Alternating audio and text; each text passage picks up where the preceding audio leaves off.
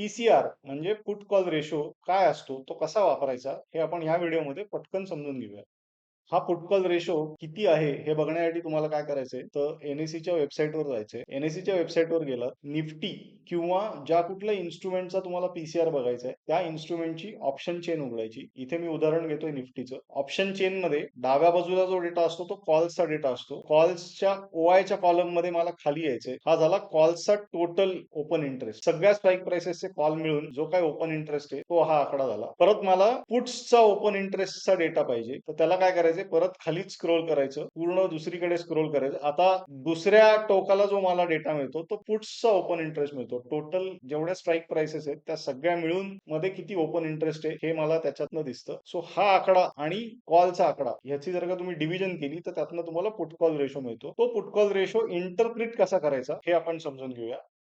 हा put call ratio जर का 0.4 टू 0.6 या रेंजमध्ये असेल तर पुट कॉल रेशो आपल्याला सांगतो की मार्केट आता ओव्हरसोल्ड कंडिशन मध्ये आहे. मार्केट जेव्हा ओव्हरसोल्ड कंडिशन मध्ये आहे तेव्हा नवीन शॉर्ट पोझिशन इनिशिएट करणं टाळा. मार्केट ओव्हरसोल्ड आहे याचा अर्थ असा होत नाही की मला लॉंग पोझिशन घ्यायची आणि मार्केट वर जाणार. पुट कॉल रेशो जेव्हा 0.7 टू 0.9 याच्यामध्ये आहे तेव्हा तुम्ही नवीन शॉर्ट पोझिशन इनिशिएट करू शकता. पुट कॉल रेशो या केसमध्ये सांगतोय आपल्याला मार्केटमध्ये सध्या बेरिश सेंटिमेंट आहे. पुट कॉल रेशो जवळपास जेव्हा 1 असतो तेव्हा मार्केट साइडवेज राहील असं कन्सिडर करायला हरकत नाही. हे क्वचित घडेल. शक्यतोवर एक्सपायरीच्या जेवढं आपण जवळ जाऊ तेवढं जवळ गेल्यानंतर पुट कॉल रेशो हे 1च्या दिशेने जायला लागतो. पुट कॉल रेशो 1.1 टू 1.3 या रेंज मध्ये असेल तर मार्केट सेंटिमेंट बुलिश आहे असं आपल्याला म्हणता येईल. इथे नवीन लॉंग पोझिशन्स इनिशिएट करायला हरकत नाही. पण पुट कॉल रेशो जर का 1.4 टू 1.6 या एरियामध्ये असेल तर ओव्हरबॉट एरियामध्ये आहे. इथे नवीन लॉंग पोझिशन्स इनिशिएट करणं चुकीचं ठरेल. एक्झिस्टिंग लॉंग पोझिशन्स असतील त्या होल्ड केल्या तर चालतील, पण